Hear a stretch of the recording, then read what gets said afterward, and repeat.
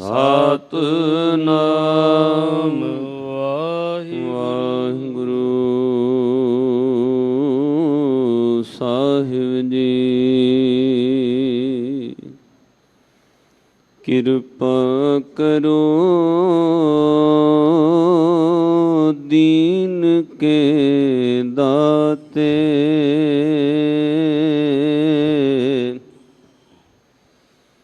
ਮੇਰਾ ਗੁਣਾ ਵਗਣ ਨਾ ਵਿਚਾਰੋ ਕੋਈ। ਮਾਟੀ ਕਾ ਕਿਆ ਧੋਪੈ ਸੁਆਮੀ,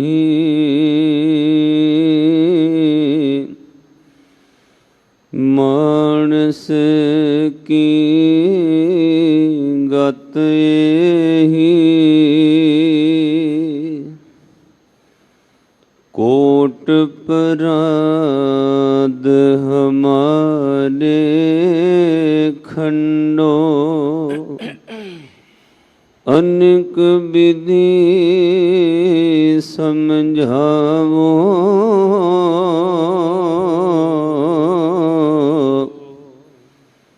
ਹਮ ਅਗਿਆਨ ਅਲਪ ਮਤ ਥੋਰੀ,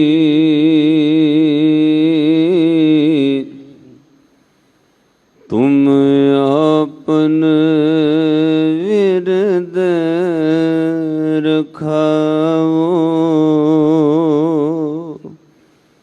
ਸੋ ਕਹੋ ਟਲ ਗੁਰ ਸੇਵੀਐ, ਸਹਜ ਸੁਭਾਏ,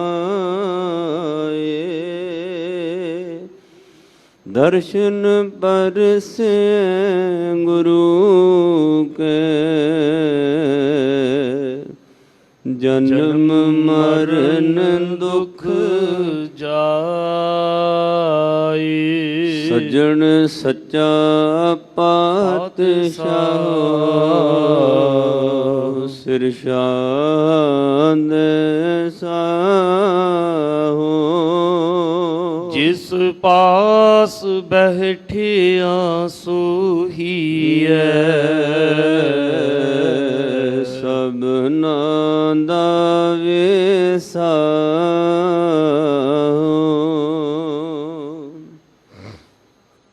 ਸਤਿਨਾਮ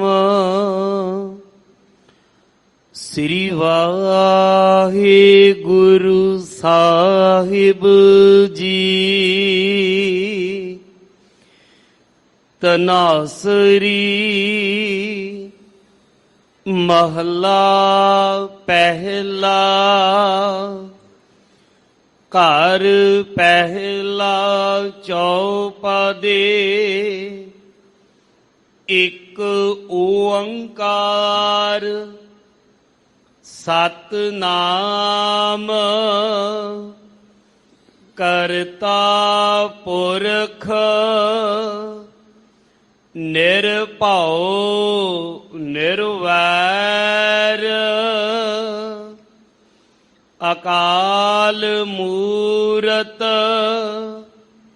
ਅਜੂਨੀ ਸੈਭੰ, ਗੁਰ ਪ੍ਰਸਾਦ। ਜੀਉ ਡਰਤ ਹੈ ਆਪਣਾ, ਕੈਸਿਉ ਕਰੀ ਪੁਕਾਰ,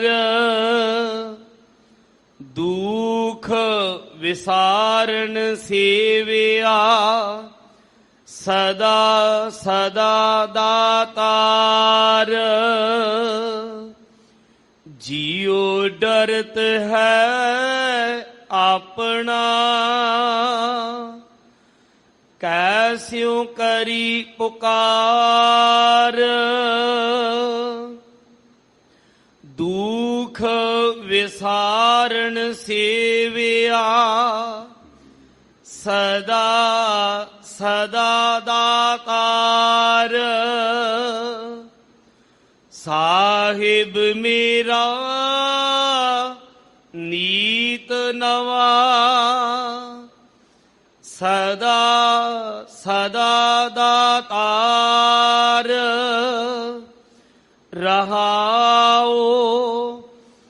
ਅਨ ਦਿਨ ਸਾਹਿਬ ਸੇਵੀਐ ਅੰਤ ਛਡਾਏ ਸੋਏ।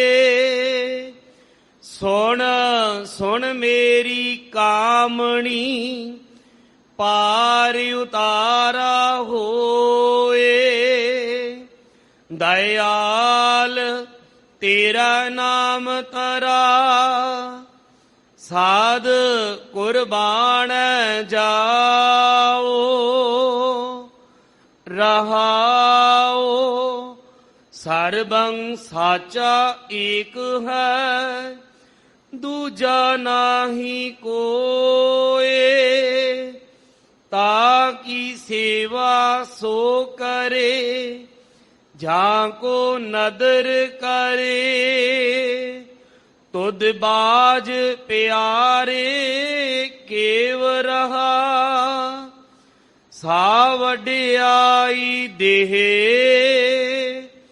ਜਿਤ ਨਾਮ ਤੇਰੇ ਲਾਗ ਰਹਾ ਦੂਜਾ ਨਾਹੀ ਕੋਏ। ਜਿਸ ਆਗੇ ਪਿਆਰੇ ਜਾਏ ਕਹਾ ਰਹਾਓ। ਸੇਵੀ ਸਾਹਿਬ ਆਪਣਾ ਆਵਰ ਨ ਜਾਂਚਉ ਕੋਏ। ਨਾਨਕ ਤਾ ਕਾ ਦਾਸ ਹੈ ਬਿੰਦ ਬਿੰਦ ਚੁਖ ਚੁਖ ਹੋਏ। ਸਾਹਿਬ ਤੇਰੇ ਨਾਮ ਵਿਟੋ ਬਿੰਦ ਬਿੰਦ ਚੁਖ ਚੁਖ ਹੋਏ। ਸੇਵੀ ਸਾਹਿਬ ਆਪਣਾ ਆਵਰ ਨ ਜਾਂਚਉ ਕੋਏ। ਨਾਨਕ ਤਾ ਕਾ ਦਾਸ ਹੈ ਬਿੰਦ ਬਿੰਦ ਚੁਖ ਚੁਖ ਹੋਏ। ਸਾਹਿਬ ਤੇਰੇ ਨਾਮ ਵਿਟੋ ਬਿੰਦ ਬਿੰਦ ਚੁਖ ਚੁਖ ਹੋਏ। ਰਹਾਓ। ਵਾਹਿਗੁਰੂ ਜੀ ਕਾ ਖਾਲਸਾ ਵਾਹਿਗੁਰੂ ਜੀ ਕੀ ਫਤਿਹ। ਪਰਮ ਸਨਮਾਨੀ ਯੋਗ ਜੁਗੋ ਜੁਗ ਟਲ ਚਵਰ ਛਤਰ ਤਖਤ ਦੇ ਮਾਲਿਕ ਦਇਆ ਸਿੰਧ ਕਿਰਪਾ ਨਿਧ ਗੁਰਤਾ ਗੱਦੀ ਤੇ ਵਿਰਾਜਮਾਨ ਸਤਿਗੁਰੂ ਧੰਨ ਧੰਨ ਆਦਿ ਸਾਹਿਬ ਸ੍ਰੀ ਗੁਰੂ ਗ੍ਰੰਥ ਸਾਹਿਬ ਮਹਾਰਾਜ ਜੀ ਦੀ ਪਾਵਨ ਪਵਿੱਤਰ ਹਜ਼ੂਰੀ ਅੰਦਰ ਜੁੜ ਬੈਠੇ ਸਰਵਤਰ ਮਾਈ ਭਾਈ ਬਹੁਤ ਵੱਡਿਆਂ ਭਾਗਾਂ ਵਾਲੇ ਹੋ ਜਿਨ੍ਹਾਂ ਉੱਤੇ ਸਤਿਗੁਰੂ ਗੁਰੂ ਰਾਮਦਾਸ ਸਾਹਿਬ ਸੱਚੇ ਪਾਤਸ਼ਾਹ ਜੀਆਂ ਨੇ ਅਪਾਰ ਬਖਸ਼ਿਸ਼ ਕਿਰਪਾ ਮਿਹਰਮਤ ਕੀਤੀ ਹੈ। ਜਿੱਥੇ ਅੰਮ੍ਰਿਤ ਵੇਲੇ ਦੇ ਜਾਗਣੇ ਬਖਸ਼ਿਸ਼ ਕੀਤੇ ਹਨ ਉੱਥੇ ਤਨ ਦੀ ਤੰਦਰੁਸਤੀ ਤੇ ਮਨ ਦਾ ਸੋਹਣਾ ਉਦਮ ਬਖਸ਼ਿਸ਼ ਕਰਕੇ ਸੱਚਖੰਡ ਸ੍ਰੀ ਹਰਿਮੰਦਰ ਸਾਹਿਬ ਦਰਬਾਰ ਸਾਹਿਬ ਜੀ ਦੇ ਦਰਸ਼ਨ ਇਸ਼ਨਾਨ ਆਪਾਂ ਨੂੰ ਬਖਸ਼ਿਸ਼ ਕੀਤੇ ਹਨ। ਸਤਿਗੁਰੂ ਗੁਰੂ ਰਾਮਦਾਸ ਮਹਾਰਾਜ ਜੀਆਂ ਦਾ ਕੋਟਾਨ ਕੋਟ ਸ਼ੁਕਰ ਸ਼ੁਕਰ ਸ਼ੁਕਰਾਨਾ ਹੈ। ਅੰਮ੍ਰਿਤ ਵੇਲੇ ਸਤਿਗੁਰੂ ਸੱਚੇ ਪਾਤਸ਼ਾਹ ਜੀਆਂ ਨੇ ਪ੍ਰਕਾਸ਼ਮਾਨ ਹੋ ਕੇ ਸੱਚਖੰਡ ਸ੍ਰੀ ਹਰਿਮੰਦਰ ਸਾਹਿਬ ਤੋਂ ਸਮੁੱਚੀ ਕਾਇਨਾਤ ਮਨੁੱਖਤਾ ਦੇ ਕਲਿਆਣ ਹਿੱਤ ਜੋ ਮੁੱਖ ਵਾਕ ਹੁਕਮਨਾਮਾ ਗੁਰਸਿੱਖਾਂ ਦੀ ਝੋਲੀ ਵਿੱਚ ਪਾਇਆ ਹੈ, ਇਸ ਪਾਵਨ ਮੁੱਖ ਵਾਕ ਦੀ ਵਿਚਾਰ ਕਰਨ ਵਾਸਤੇ ਆਪਾਂ ਗੁਰਦੁਆਰਾ ਮੰਜੀ ਸਾਹਿਬ ਦੀਵਾਨ ਹਾਲ ਜੁੜ ਬੈਠੇ ਹਾਂ। ਅੱਜ ਦਾ ਪਾਵਨ ਮੁੱਖ ਵਾਕ ਤਨਾਸਰੀ ਰਾਗ ਅੰਦਰ ਰਾਗ ਦੀ ਰਮਤਾ ਵਿੱਚ ਹੀ ਸਤਿਗੁਰੂ ਗੁਰੂ ਨਾਨਕ ਸਾਹਿਬ ਮਹਾਰਾਜ ਸੱਚੇ ਪਾਤਸ਼ਾਹ ਜੀਆਂ ਦਾ ਬਖਸ਼ਿਸ਼ ਕੀਤਾ ਹੋਇਆ ਪਾਵਨ ਸ਼ਬਦ ਜੋ ਸ੍ਰੀ ਗੁਰੂ ਗ੍ਰੰਥ ਸਾਹਿਬ ਮਹਾਰਾਜ ਜੀਆਂ ਦੇ ਪਾਵਨ ਅੰਗ 660 ਉੱਤੇ ਸੁਭਾਏਮਾਨ ਹੈ। ਪਾਤਸ਼ਾਹ ਜੀਆਂ ਨੇ ਬਹੁਤ ਵੱਡੀ ਬਖਸ਼ਿਸ਼ ਕੀਤੀ ਹੈ। ਇਸ ਪਾਵਨ ਸ਼ਬਦ ਦੇ ਅੰਦਰ 4 ਵਾਰ ਰਹਾਉ ਵਰਤਿਆ ਹੈ। ਬਹੁਤ ਸ਼ਬਦਾਂ ਵਿੱਚ 1 ਵਾਰ 2 ਵਾਰ ਵੀ ਰਹਾਉ ਸ਼ਬਦ ਆਇਆ। ਇਸ ਪਾਵਨ ਸ਼ਬਦ ਦੇ ਅੰਦਰ ਸਤਿਗੁਰ ਜੀ ਨੇ 4 ਵਾਰ ਰਹਾਉ ਸ਼ਬਦ ਵਰਤਿਆ। ਇਹਦਾ ਮਤਲਬ ਸਾਧ ਸੰਗਤ ਰਹਾਉ ਦਾ ਅਰਥ ਹੁੰਦਾ ਹੈ ਵਿਸ਼ਰਾਮ, ਰੁਕ ਕੇ ਵਿਚਾਰ ਕਰਨੀ। ਇਟ ਮੀਨਸ ਇਹ ਜੋ ਸ਼ਬਦ ਹੈ ਇਹ ਬਹੁਤ ਇੰਪੋਰਟੈਂਟ ਹੈ, ਬਹੁਤ ਮਹੱਤਤਾ ਰੱਖਦਾ ਹੈ ਔਰ ਸਿੱਖ ਦੇ ਜੀਵਨ ਵਿੱਚ ਜਿੱਥੇ ਜਿੱਥੇ ਪਾਤਸ਼ਾਹ ਨੇ ਰਹਾਉ ਕਹਿ ਕੇ ਰੁਕਣ ਲਿਖਿਆ ਹੈ ਉਹ ਗੱਲਾਂ ਸਾਧ ਸੰਗਤ ਬਹੁਤ ਮਹੱਤਵਪੂਰਨ ਨੇ ਸਾਡੇ ਜੀਵਨ ਵਿੱਚ। ਤਾਂ ਸਤਿਗੁਰੂ ਸੱਚੇ ਪਾਤਸ਼ਾਹ ਜੀ ਵਾਰ-ਵਾਰ ਰੁਕ ਕੇ ਉਹ ਗੱਲ ਦੁਹਰਾ ਰਹੇ ਹਨ। ਆਪਾਂ ਆਪੋ ਆਪਣੀ ਸੁਰਤੀ ਵਿਰਤੀ ਇਕਾਗਰ ਕਰਕੇ ਜਿੱਥੇ ਸਤਿਗੁਰੂ ਜੀ ਦੀ ਪਾਵਨ ਸ਼ਬਦ ਵਿਚਾਰ ਨਾਲ ਜੁੜਨਾ ਹੈ ਉੱਥੇ ਨਾਲ ਦੀ ਨਾਲ ਅਰਦਾਸ ਕਰਿਓ। ਪਹਿਲਾਂ ਸਤਿਗੁਰੂ ਜੀ ਸਰੀਰ ਕਰਕੇ ਤੁਸੀਂ ਸੱਦ ਕੇ ਬਿਠਾ ਲਿਆ, ਹੁਣ ਸੁਰਤੀ ਕਰਕੇ ਪਾਤਸ਼ਾਹ ਬਖਸ਼ਿਸ਼ ਕਿਰਪਾ ਕਰੋ ਇਸ ਸੁਰਤ ਦੇ ਅੰਦਰ ਸ਼ਬਦ ਵਸ ਸਕੇ, ਸੁਰਤ ਦੇ ਅੰਦਰ ਤੁਹਾਡੇ ਸ਼ਬਦ ਦਾ ਪ੍ਰਕਾਸ਼ ਹੋ ਸਕੇ, ਸੁਰਤ ਦੇ ਅੰਦਰ ਤੁਹਾਡਾ ਉਪਦੇਸ਼ ਜਿਹੜਾ ਹੈ ਉਹ ਸਤਿਗੁਰੂ ਜੀ ਫਲੀਭੂਤ ਹੋ ਸਕੇ। ਕਿਉਂਕਿ ਸਾਧ ਸੰਗਤ ਜਿੱਥੇ ਧਰਤੀ ਦਾ ਉਪਜਾਊ ਹੋਣਾ ਜ਼ਰੂਰੀ ਹੈ ਉੱਥੇ ਬੀਜ ਦਾ ਸਹੀ ਹੋਣਾ ਵੀ ਜ਼ਰੂਰੀ ਹੈ ਔਰ ਬੀਜ ਦੇ ਨਾਲ ਨਾਲ ਧਰਤੀ ਜਿਹੜੀ ਹੈ ਸਾਧ ਸੰਗਤ ਉਹ ਜ਼ਰਖੇਜ਼ ਹੋਵੇ, ਉਪਜਾਊ ਹੋਵੇ, ਫਿਰ ਕਿਲੋਆਂ 'ਚ ਪਾਇਆ ਬੀਜ ਕੁਇੰਟਲਾਂ ਵਿੱਚ ਨਿਕਲਦਾ। ਇਹ ਤੁਹਾਡੀ ਜ਼ਿੰਦਗੀ ਦਾ ਤਜਰਬਾ ਰਹੇਗਾ। ਬੀਜ ਭਾਵੇਂ ਕਿੰਨਾ ਵੀ ਕੀਮਤੀ ਹੋਵੇ, ਤੁਸੀਂ ਯੂਨੀਵਰਸਿਟੀ ਤੋਂ ਮਹਿੰਗਾ ਬੀਜ ਖਰੀਦ ਕੇ ਲਿਆਓ, ਉਹ ਤੁਹਾਨੂੰ ਲਿਖ ਕੇ ਵੀ ਗਰੰਟੀ ਦੇਣ ਕਿ ਪਰ ਏਕੜ ਇੰਨੇ ਕੁਇੰਟਲ ਇਹਦਾ ਝਾੜ ਨਿਕਲੇਗਾ, ਪਰ ਉਹਦੇ ਵਾਸਤੇ ਫਿਰ ਜ਼ਰੂਰੀ ਹੋ ਜਾਂਦਾ ਹੈ ਕਿ ਧਰਤੀ ਉਪਜਾਊ ਹੋਵੇ ਜਿੱਥੇ ਬੀਜ ਬੀਜਣਾ, ਔਰ ਦੂਜਾ ਉਸ ਨੂੰ ਬੀਜਣ ਦੀ ਰੁੱਤ ਸਹੀ ਹੋਣੀ ਚਾਹੀਦੀ ਹੈ। ਤੀਸਰਾ ਬੀਜਣ ਤੋਂ ਬਾਅਦ ਉਹਦਾ ਖਿਆਲ ਵੀ ਰੱਖਣਾ ਪੈਂਦਾ ਹੈ, ਉਹਨੂੰ ਸਹੀ ਵਕਤ ਉੱਤੇ ਪਾਣੀ, ਦਵਾਈ ਔਰ ਖਾਦ ਦੀ ਜ਼ਰੂਰਤ ਪੈਂਦੀ ਹੈ। ਫਿਰ ਉਹ ਸਾਧ ਸੰਗਤ ਕਿਲੋਆਂ 'ਚ ਬੀਜਿਆ ਬੀਜ ਕੁਇੰਟਲਾਂ 'ਚ ਨਿਕਲਦਾ ਹੈ। ਏਦਾਂ ਸੁਰਤ ਰੂਪੀ ਜਿਹੜੀ ਧਰਤੀ ਹੈ ਜਾਂ ਸਰੀਰ ਰੂਪੀ ਖੇਤ ਹੈ ਇਹਦੇ ਅੰਦਰ ਸੁਰਤ ਉਪਜਾਊ ਹੋਣੀ ਚਾਹੀਦੀ ਹੈ, ਬੀਜਣ ਦੀ ਰੁੱਤ ਸਹੀ ਹੋਣੀ ਚਾਹੀਦੀ ਹੈ ਔਰ ਗੁਰੂ ਦਾ ਦਿੱਤਾ ਸ਼ਬਦ ਰੂਪੀ ਬੀਜ ਜਿਹੜਾ ਹੈ ਸਾਧ ਸੰਗਤ ਤੋਂ ਸੁਰਤ ਦੇ ਅੰਦਰ ਵੱਧਦਾ ਹੈ। ਪਾਤਸ਼ਾਹ ਨੇ ਇਹਨੂੰ ਬਹੁਤ ਸੌਖੇ ਤਰੀਕੇ ਨਾਲ ਦੂਜੇ ਐਂਗਲ ਤੋਂ ਵੀ ਲਿਆ। ਜਿਸ ਦੁਨੀਆ ਵਿੱਚ ਆਪਾਂ ਰਹਿ ਰਹੇ ਉਹ ਭਾਸ਼ਾ ਆਪਾਂ ਨੂੰ ਛੇਤੀ ਸਮਝ ਆਉਂਦੀ। ਇੱਥੋਂ ਤੱਕ ਹਜ਼ੂਰ ਨੇ ਬਚਨ ਕਹੇ, ਕਹਿੰਦੇ ਭਾਈ ਗੁਰੂ ਦੇ ਘਰ ਵਿੱਚ ਤੇਰਾ ਜਨਮ ਹੁੰਦਾ ਹੈ ਔਰ ਸੁਰਤੀ ਦੇ ਗਰਭ ਦੇ ਅੰਦਰ ਜਦੋਂ ਗੁਰੂ ਦਾ ਦਿੱਤਾ ਸ਼ਬਦ ਵਸਦਾ ਹੈ ਫਿਰ ਉਹ ਸੁਰਤ ਦੇ ਅੰਦਰ ਵਧਣਾ ਸ਼ੁਰੂ ਹੁੰਦਾ ਹੈ, ਸੁਰਤ ਦੇ ਅੰਦਰ ਉਹਦਾ ਪ੍ਰਕਾਸ਼ ਹੁੰਦਾ ਹੈ। ਸੁਰਤੀ ਰੂਪੀ ਗਰਭ ਦੇ ਅੰਦਰ ਸ਼ਬਦ ਦਾ ਪ੍ਰਕਾਸ਼ ਜਿਵੇਂ ਜਿਵੇਂ ਵੱਧਦਾ ਹੈ ਤਿਵੇਂ ਤਿਵੇਂ ਇਦਾਂ ਦਾ ਇੱਕ ਅਧਿਆਤਮ ਸਰੀਰ ਅੰਦਰ ਬਣਦਾ ਹੈ ਜਿਹਨੂੰ ਪਾਤਸ਼ਾਹ ਕਹਿੰਦੇ ਸਤਿਗੁਰ ਕੈ ਜਨਮੈ ਗਵਨ ਮਿਟਾਇਆ। ਇੱਕ ਜਨਮ ਤੇਰਾ ਐਸ ਸਰੀਰ ਦਾ ਮਾਂ ਪਿਓ ਦੇ ਘਰ ਹੋਇਆ, ਹੁਣ ਸੁਰਤੀ ਰੂਪੀ ਗਰਭ ਦੇ ਅੰਦਰ ਗੁਰੂ ਦੇ ਸ਼ਬਦ ਦਾ ਪ੍ਰਕਾਸ਼ ਇੱਕ ਜਨਮ ਹੋਣਾ, ਉਹ ਇਸ ਜਨਮ ਨਾਲੋਂ ਬਿਲਕੁਲ ਅਲੱਗ ਹੋਏਗਾ। ਵੇਦਾਂ ਦੀ ਇੱਕ ਕਥਾ ਹੈ, ਸਨਾਤਨੀ ਮਤ ਮੰਨਦਾ ਹੈ, ਪਰ ਗੁਰਮਤਿ ਅੰਦਰ ਭਾਈ ਗੁਰਦਾਸ ਸਾਹਿਬ ਜੀ ਨੇ ਉਹਨੂੰ ਅੱਜ ਦੇ ਯੁੱਗ ਨਾਲ ਸਾਇੰਟੀਫਿਕ ਤਰੀਕੇ ਨਾਲ ਲੋਕਾਂ ਦੇ ਸਾਹਮਣੇ ਰੱਖਿਆ। ਇੱਕ ਰਿਸ਼ੀ ਹੋਇਆ ਵੇਦ ਵਿਆਸ, ਔਰ ਵੇਦ ਵਿਆਸ ਦਾ ਇੱਕ ਪੁੱਤਰ ਰਿਸ਼ੀ ਹੋਇਆ ਹੈ, ਉਹ ਵੀ ਬਹੁਤ ਵੱਡਾ ਰਿਸ਼ੀ ਮੰਨਿਆ ਗਿਆ, ਉਹਨੂੰ ਸੁਖਦੇਵ ਰਿਸ਼ੀ ਕਹਿੰਦੇ। ਗੁਰੂ ਗ੍ਰੰਥ ਸਾਹਿਬ ਮਹਾਰਾਜ ਦੀ ਬਾਣੀ ਵਿੱਚ ਉਹਨਾਂ ਦੀਆਂ ਉਦਾਹਰਨਾਂ ਆਈਆਂ ਨੇ, ਇਸ ਲਈ ਭਾਈ ਗੁਰਦਾਸ ਸਾਹਿਬ ਜੀ ਨੇ ਉਹਨੂੰ ਖੋਲਿਆ ਵੀ ਹੈ। ਉਹ ਮੰਨਦੇ ਨੇ ਵੀ ਸੁਖਦੇਵ ਰਿਸ਼ੀ ਦਾ ਜਨਮ ਜਿਹੜਾ ਹੈ ਉਹ 12 ਸਾਲਾਂ ਬਾਅਦ ਹੋਇਆ। ਗਰਭ ਦੇ ਅੰਦਰ 12 ਸਾਲ ਸੁਖਦੇਵ ਰਿਸ਼ੀ ਰਿਹਾ। ਇਹਨੂੰ ਜੇ ਤੁਸੀਂ ਵਾਰੀ ਤੌਰ ਤੇ ਗਰਭ ਮੰਨੋ ਤਾਂ ਸਾਧ ਸੰਗਤ ਸਾਇੰਸ ਇਸ ਨੂੰ ਮੰਨਣ ਲਈ ਤਿਆਰ ਨਹੀਂ। ਮੈਡੀਕਲ ਸਾਇੰਸ ਇਹਨੂੰ ਕੰਡੈਮ ਕਰੇਗੀ। ਕਿਉਂ? 12 ਸਾਲ ਕੋਈ ਗਰਭ ਵਿੱਚ ਰਹਿ ਨਹੀਂ ਸਕਦਾ।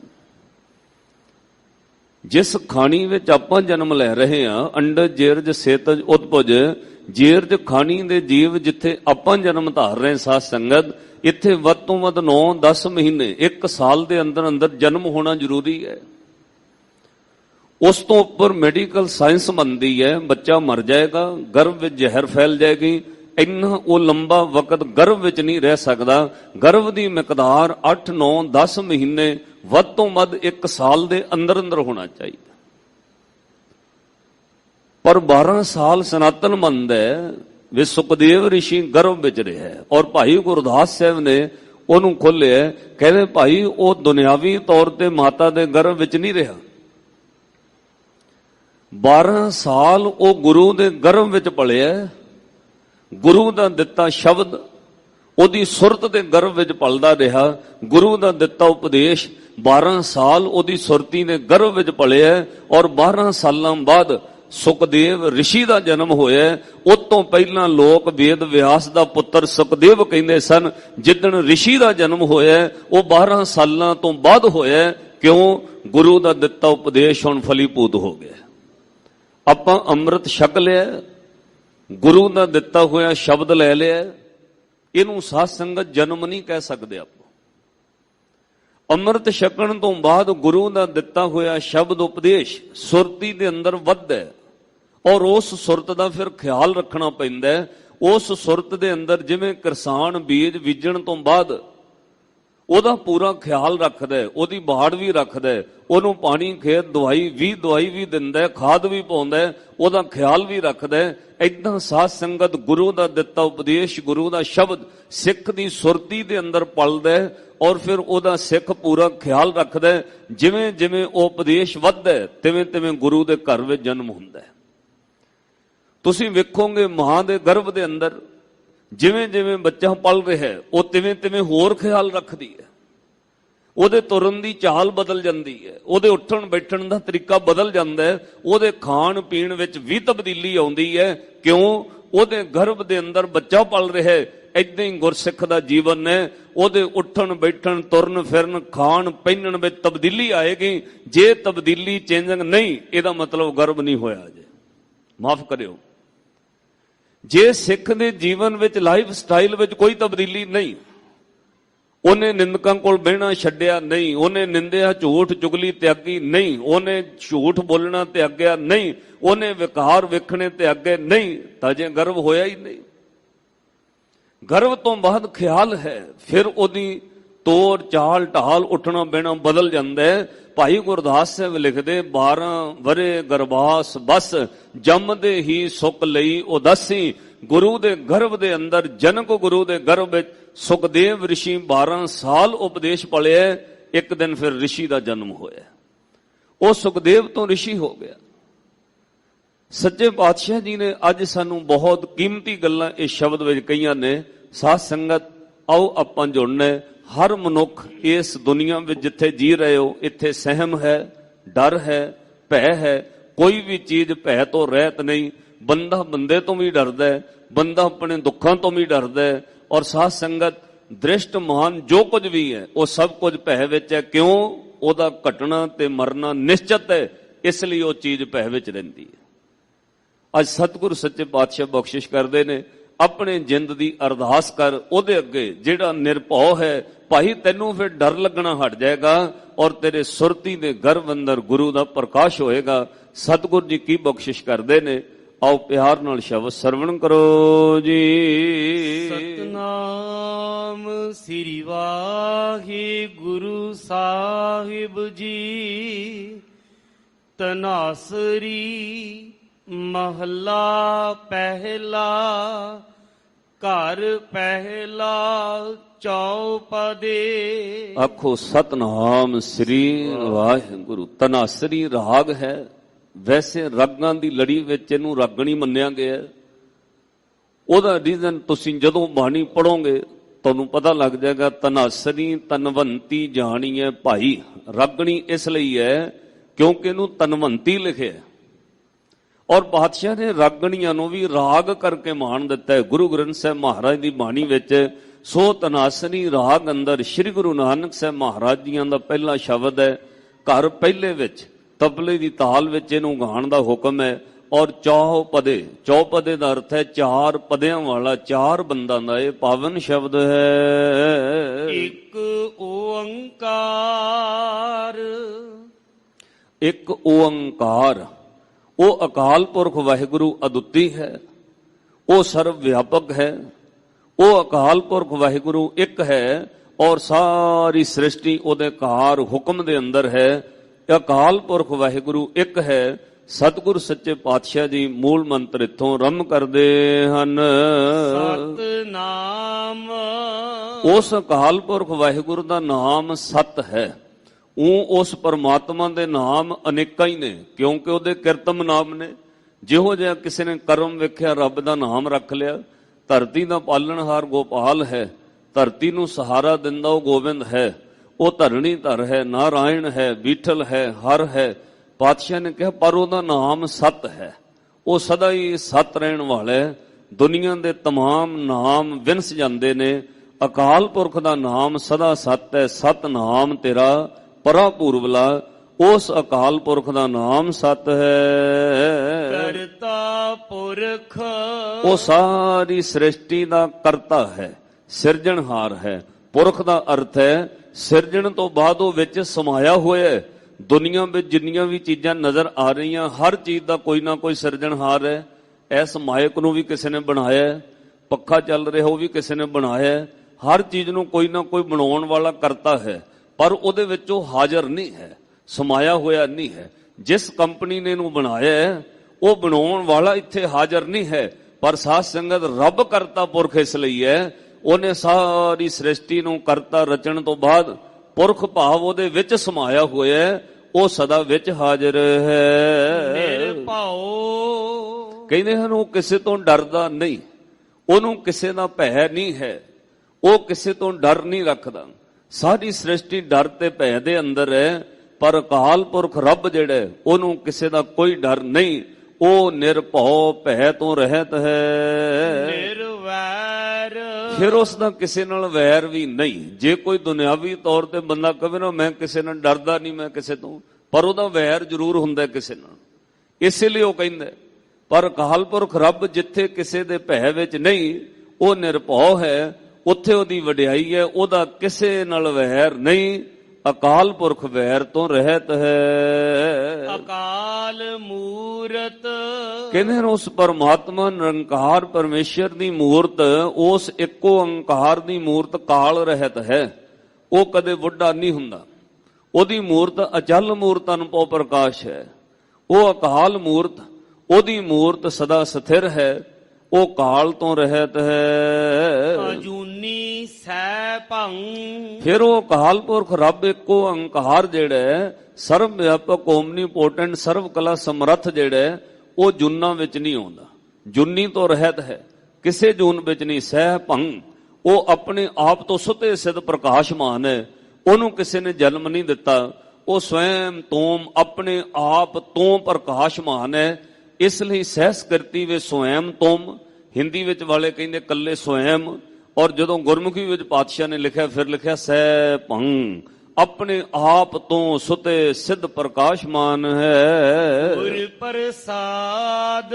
ਪਰ ਉਸ ਇੱਕੋ ਓੰਕਾਰ ਅਕਾਲ ਪੁਰਖ ਵਾਹਿਗੁਰੂ ਤੱਕ ਪਹੁੰਚ ਜਿਹੜੀ ਹੈ ਉਹ ਸੁਰਤੀ ਦੀ ਗੁਰ ਪ੍ਰਸਾਦ ਕਰਕੇ ਹੋਏਗੀ। ਗੁਰੂ ਦੀ ਕਿਰਪਾ, ਗੁਰੂ ਦੀ ਗ੍ਰੇਸ ਤੋਂ ਬਗੈਰ ਨਹੀਂ ਹੋ ਸਕਦੀ। ਇਸ ਲਈ ਗੁਰ ਪ੍ਰਸਾਦ ਗੁਰੂ ਦੀ ਕਿਰਪਾ ਨਾਲ ਮਿਲਾਪ ਹੈ। ਜੀਉ ਡਰਤ ਹੈ ਆਪਣਾ ਕੈਸਿਉ ਕਰੀ ਪੁਕਾਰ। ਹੁਣ ਪਾਤਸ਼ਾਹ ਨੇ ਸ਼ਬਦ ਆਰੰਭ ਕੀਤਾ, ਜੀਉ ਡਰਤ ਹੈ ਆਪਣਾ। ਜਿੰਦ ਡਰ ਰਹੀ ਹੈ ਆਪਣੀ, ਕਾਹਦੇ ਤੋਂ? ਸੰਸਾਰ ਦੇ ਦੁੱਖਾਂ ਤੋਂ। ਹਰ ਬੰਦੇ ਦੀ ਜਿੰਦ ਅੰਦਰੋਂ ਭੈ ਭੀਤ ਹੈ, ਡਰੀ ਹੋਈ ਹੈ, ਸਹਿਮ ਵਿੱਚ ਹੈ। ਜੋ ਮੇਰੇ ਕੋਲ ਹੈ ਉਹ ਚਲਾ ਨਾ ਜਾਏ, ਸਰੀਰ ਬਿਮਾਰ ਨਾ ਹੋ ਜਾਏ, ਬੱਚੇ ਮਸਾਂ ਪਾਲੇ ਨੇ, ਬੱਚਾ ਕੋਈ ਖੁਸ਼ ਨਾ ਜਾਵੇ, ਘਰ ਪ੍ਰਾਪਰਟੀ ਜੋੜੀ ਹੈ ਆ ਨਾ ਹੋ ਜਾਏ। ਉਹ ਘਾਟੇ ਬਾਰੇ ਹਰ ਵਕਤ ਚਿੰਤਾ ਤੇ ਦੁੱਖ ਵਿੱਚ ਰਹਿੰਦਾ ਹੈ। ਅਕਾਲ ਪੁਰਖ ਰੱਬ ਉਹੀ ਚਿੰਤਾ ਤੋਂ ਰਹਿਤ ਹੈ। ਇਸ ਲਈ ਪਾਤਸ਼ਾਹ ਬਚਨ ਕਹਿੰਦੇ, ਭਾਈ ਇਹ ਜਿੰਦ ਜੀਓ ਡਰ ਰਹੀ ਹੈ, ਕੈਸਿਓ ਕਰੀ ਪੁਕਾਰ। ਫਿਰ ਕਿਹਦੇ ਅੱਗੇ ਪੁਕਾਰ ਕਰੀਏ ਇਸ ਦੁੱਖ ਦੀ? ਕਿਉਂਕਿ ਜਿਹਦੇ ਅੱਗੇ ਪੁਕਾਰ ਕਰੋਗੇ ਉਹ ਤਾਂ ਖੁਦ ਡਰਿਆ ਹੋਇਆ ਹੈ। ਜਿਹਦੇ ਕੋਲ ਜਾ ਕੇ ਆਪਣਾ ਦੁੱਖ ਦੱਸੋਗੇ ਉਹ ਤਾਂ ਖੁਦ ਦੁੱਖਾਂ ਨਾਲ ਭਰਿਆ ਹੋਇਆ ਹੈ। ਪਾਤਸ਼ਾਹ ਕਹਿੰਦੇ ਤੂੰ ਦੁੱਖ ਕਿਸੇ ਨੂੰ ਦੱਸ ਤਾਂ ਸਹੀ। ਉਹ ਅੱਗੇ ਦੁੱਖਾਂ ਦੀਆਂ ਪੰਡਾਂ ਲੈ ਕੇ ਬੈਠਾ, ਉਹਨੇ ਆਪਣੇ ਖੋਲ ਕੇ ਤੇਰੇ ਮੂਹਰੇ ਰੱਖ ਦੇਣੇ। ਦੁੱਖ ਕੀਆਂ ਪੰਡਾਂ ਖੁੱਲੀਆਂ, ਸੁੱਖ ਨਾ ਨਿਕਲਿਓ ਕੋਏ। ਸੰਸਾਰ ਦੁੱਖ ਦੀਆਂ ਪੰਡਾਂ, ਕਿਸੇ ਨੂੰ ਖੋਲ ਕੇ ਵੇਖੋ, ਪੁੱਛੋ, ਉਹ ਆਪਣਾ ਦੁੱਖ ਖੋਲ ਕੇ ਰੱਖ ਦਿੰਦਾ। ਉਹ ਵੱਖਰੀ ਗੱਲ ਹੈ, ਲੋਕ ਕੁਝ ਸਮੇਂ ਵਾਸਤੇ ਛੁਪਾ ਲੈਣ, ਪਰ ਸਾਧ ਸੰਗਤ ਲੋਕਾਂ ਤੋਂ ਛੁਪਾਉਣ ਵਾਲੇ ਲੋਕ ਇਕੱਲੇ ਬਹਿ ਕੇ ਮੈਂ ਰੋਂਦੇ ਵੇਖੇ ਨੇ। ਸੰਸਾਰ ਦੇ ਅੰਦਰ ਹਰ ਬੰਦਾ ਦੁੱਖ ਵਿੱਚ ਹੈ। ਇਸ ਲਈ ਕਿਸੇ ਨੂੰ ਦੁੱਖ ਦੱਸੋਗੇ, ਕਿਹਦੇ ਅੱਗੇ ਪੁਕਾਰ ਕਰੋਗੇ? ਫਿਰ ਪਾਤਸ਼ਾਹ ਨੇ ਰਾਹ ਦੱਸਿਆ, ਕਹਿੰਦੇ ਦੁੱਖ ਦੂਰ ਕਰਨ ਵਾਲੇ ਦੇ ਅੱਗੇ ਪੁਕਾਰ ਕਰ। ਦੁਖ ਵਿਸਾਰਨ ਸੇਵਿਆ, ਸਦਾ ਸਦਾ ਦਾਤਾਰ। ਭਾਈ ਉਹਨੂੰ ਸਿਮਰ ਜਿਹੜਾ ਸਦਾ ਦਾਤਾਂ ਦੇਣ ਵਾਲਾ ਹੈ, ਦਿਆਲੂ ਹੈ, ਦਾਤਾਰ ਹੈ, ਤੇ ਤੇਰੇ ਦੁੱਖ ਦੂਰ ਕਰ ਸਕਦਾ ਹੈ। ਲੋਕਾਂ ਨੂੰ ਦੁੱਖ ਦੱਸੋਗੇ, ਮਾਫ ਕਰਿਓ, ਇੱਕ ਬੇਨਤੀ ਜ਼ਿੰਦਗੀ ਤੁਹਾਡੇ ਕੰਮ ਆਏਗੀ। ਜਿਹਦੇ ਨਾਲ ਪਿਆਰ ਹੋਵੇ ਨਾ, ਉਹਨੂੰ ਦੁੱਖ ਦੱਸਣ ਨੂੰ ਜੀ ਕਰਦਾ ਹੈ। ਤੁਹਾਡੀ ਜ਼ਿੰਦਗੀ ਦਾ ਤਜਰਬਾ ਰਹੇਗਾ। ਜਿਹਦੇ ਨਾਲ ਪਿਆਰ ਹੋਵੇ ਉਹਦੇ ਕੋਲ ਦੁੱਖ ਖੋਲਣ ਨੂੰ ਜੀ ਕਰਦਾ, ਉਹਦੇ ਕੋਲ ਦਿਲ ਦਾ ਦੁੱਖ ਦੱਸਣ ਨੂੰ ਜੀ ਕਰਦਾ। ਪਰ ਕਿਸੇ ਬੰਦੇ ਕੋਲ ਦੱਸੋਗੇ, ਹੋ ਸਕਦਾ ਉਹ ਤੁਹਾਨੂੰ ਰਾਹ ਗਲਤ ਦੱਸਦਾ। ਕਿਸੇ ਬੰਦੇ ਨੂੰ ਦਿਲ ਦਾ ਦੁੱਖ ਦੱਸੋਗੇ, ਹੋ ਸਕਦਾ ਉਹਦਾ ਸਾਧ ਸੰਗਤ ਉਹ ਗਲਤ ਨਜਾਇਜ਼ ਫਾਇਦਾ ਲੈ ਜਾਏ। ਇਸ ਲਈ ਗੁਰੂ ਨੇ ਰਾਹ ਦੱਸਿਆ, ਆਪਣੇ ਦਿਲ ਦਾ ਦੁੱਖ ਜੇ ਗੁਰੂ ਨਾਲ ਪਿਆਰ ਹੈ ਫਿਰ ਗੁਰੂ ਨੂੰ ਦੱਸੀ। ਬੰਦਾ ਤੇਰਾ ਦੁੱਖ ਸ਼ਾਇਦ ਦੂਰ ਨਾ ਕਰ ਸਕੇ, ਹਾਂ ਮਨ ਦਾ ਭਾਰ ਉਤਰ ਜਾਂਦਾ ਹੈ। ਕਿਸੇ ਗੁਰਸਿੱਖ ਨੂੰ ਆਪਣਾ ਦੁੱਖ ਦੱਸ, ਉਹ ਤੈਨੂੰ ਰਾਹ ਜੇ ਗੁਰੂ ਦਾ ਦੱਸ ਰਿਹਾ ਫਿਰ ਤਾਂ ਸਹੀ ਹੈ, ਜੇ ਰਾਹ ਕੋਈ ਹੋਰ ਦੱਸ ਰਿਹਾ ਤਾਂ ਉਹ ਗਲਤ ਹੈ। ਕਿਉਂਕਿ ਹੋਰ ਕਿਸੇ ਰਸਤੇ ਤੇ ਦੁੱਖ ਮਿਟਣ ਵਾਲੇ ਨਹੀਂ, ਇੱਕੋ ਰਾਹ ਤੇ ਚੱਲਿਆਂ ਦੁੱਖ ਮਿਟਣਗੇ, ਉਹ ਗੁਰੂ ਦਾ ਮਾਰਗ ਹੈ।